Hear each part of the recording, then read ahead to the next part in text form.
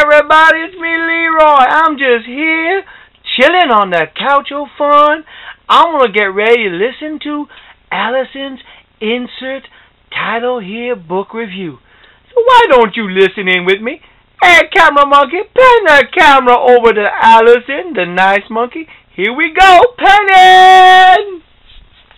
Hi guys, how you doing? I just wanted you to get a quick little look of the books that I have yet to review. So, there's a lot to look forward to. And today I am going to focus on the first two at the front here, Walt and Skeezix, and A Game for Swallows. Since this is a little bit smaller, I'm going to start with this. It's written by Zena Abracad. I'm not even sure if I'm pronouncing it right. And Zena Abracad. I don't know either. Whatever. It's a funny name. Yeah. So this is about a family and their neighbors in Lebanon during conflict in Beirut. So they live in Beirut, and this girl here is born during that conflict, which lasted 15 years. And there's her little brother. So to her, this living style is normal to her. She doesn't know anything other than a life of dodging bullets. And I just wanted to say the story is got a nice homey feel to it. Look, there's a little picture of where the conflict was. It's in in the 70s and the 80s. I really love her work in terms of the art. In black and white. It's very graphic and really nice design style and sense of perspective. If it wasn't for the bleakness of the subject matter, like these oil cans with bullet holes and the bricks piled up to avoid getting shot, if it wasn't for how bleak that subject is, I think these would make beautiful posters, artwork to put on walls. So, I mean, I really admire her drawing style for that. And let's see here. I'm going to flip to a couple of pages that I already marked. This gives you an idea of what a normal street would look like in Beirut. And then all these containers were little barriers that regular people had put up to protect them from snipers. And then this was a path of how they actually would go from point A to point B. They'd run, and then they wait, and hopefully wait until the sniper's not paying attention, and then jump, climb, run, bend over, walk, run, hug the wall, jump, run. So this is crazy stuff. The only thing I can compare this to in a modern city setting for us North Americans who've never had to live through that in our own daily lives is kind of like living in the world of The Walking Dead, where there's zombies everywhere and you're trying to dodge them and everything's ruined.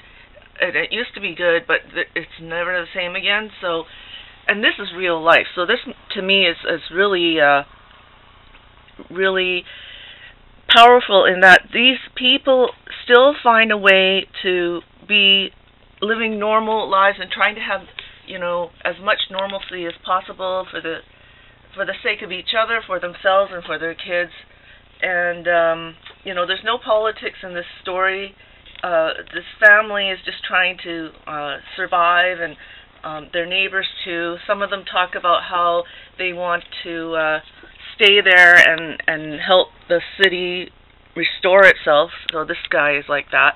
And he comes over and plays with the kids. These kids don't know any life outside of their apartment, really, because it's too dangerous to play in the streets. So they play in... Here, I'm just going to look at one more thing here.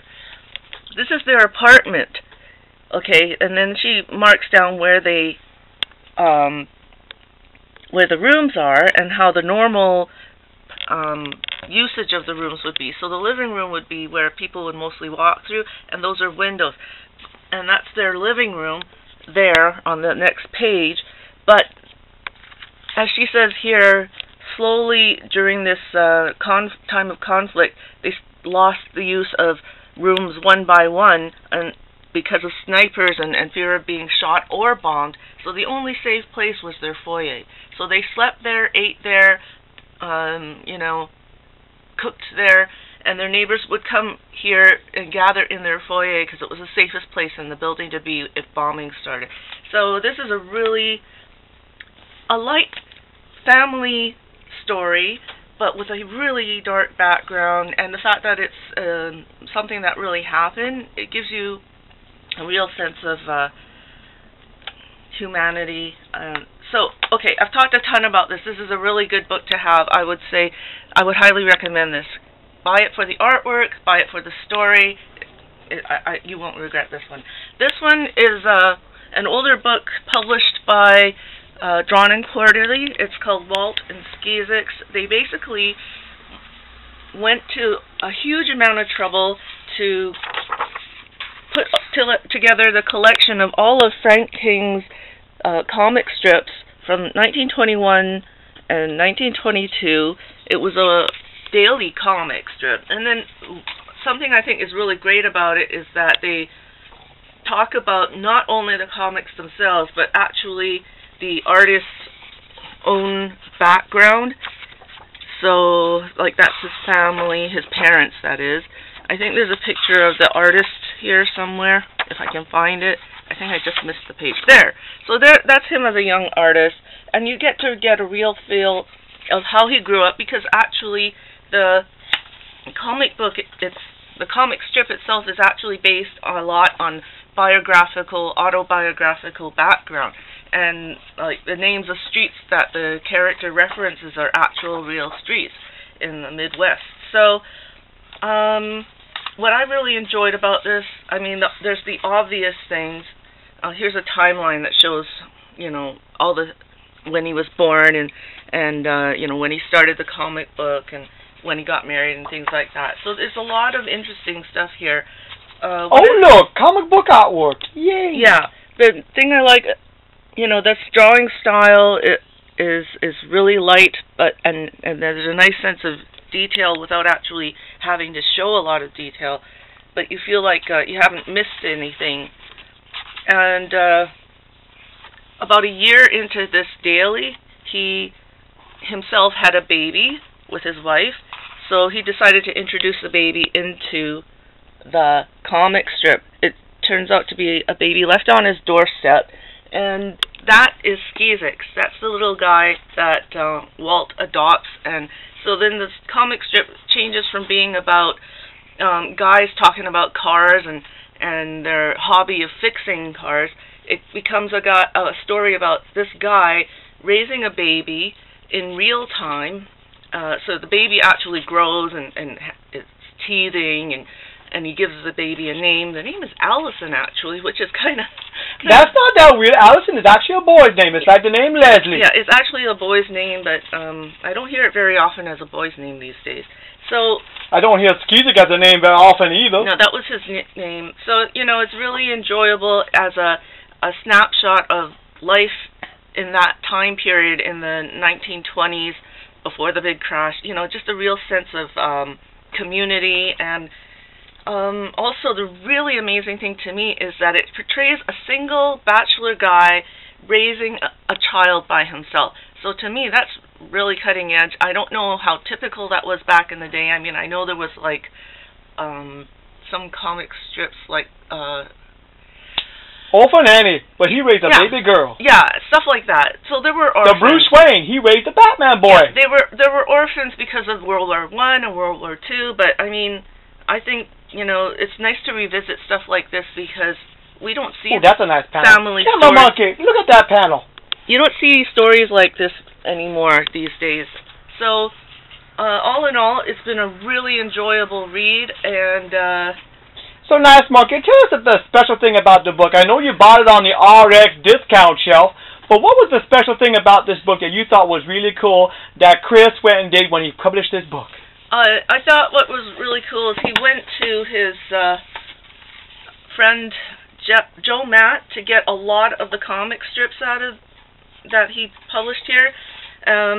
So that was one thing that was kind of cool. And the other thing was that he actually managed to visit the descendants of Mr. King and get all these photographs and fill in all the gaps with all the artwork. So I really think it's grand that they preserved an entire comic strip series so that people like us could enjoy it today that didn't know anything about it. I mean, I never knew anything about it, and I'm really... Didn't the Big Monkey know Chris and Joe back in Montreal?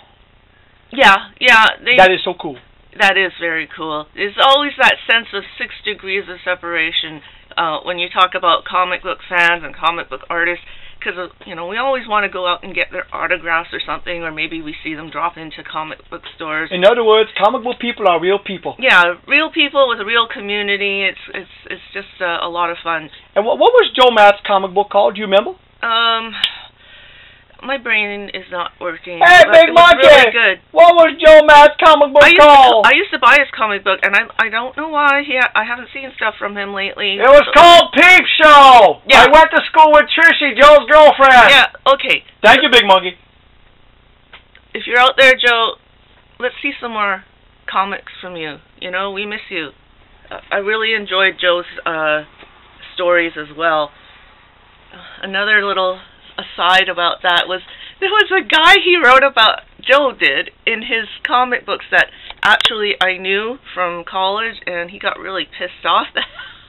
Oh, you're talking about the bird boy, Mario? No, not him. There was another guy he actually drew into his comic book that I went to college with. Oh, I know which one you're talking about. Yeah, I'm not going to mention, but that guy was so pissed off he wanted to sue Joe. He also wrote a comic book that wasn't so good. Yeah. But I won't mention him because he was a bad artist. Again, 6 degrees of separation is kind of a weird, fun thing that happens from time to time. So I also like the fact that this series is printed on a sort of off-white paper. It gives you that sense of the color of the newsprint of the day, but it's really good quality paper here.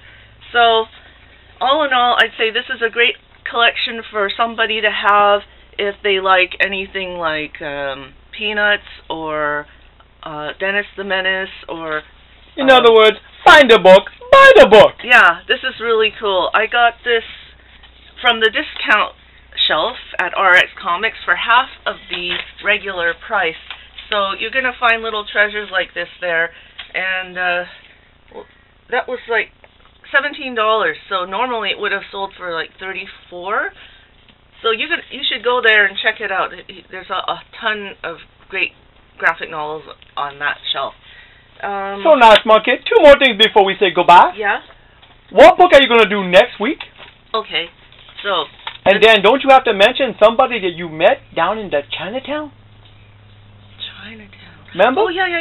Okay, so, let's mention, we were down at the Chinatown night market this weekend, and we came across at his kiosk, and just by chance he decided to set up a little shop there. It's a fellow named Albert Art. He knows the Big Monkey. Yeah, and I met him at the Fan Expo. No, not the Fan Expo. It was the Van Calf. Met him there. So I picked up his book, and it's beautifully printed. I really like his artwork. He also makes cool toys. Very graphic. Oh yeah. He's a lot of fun, and so.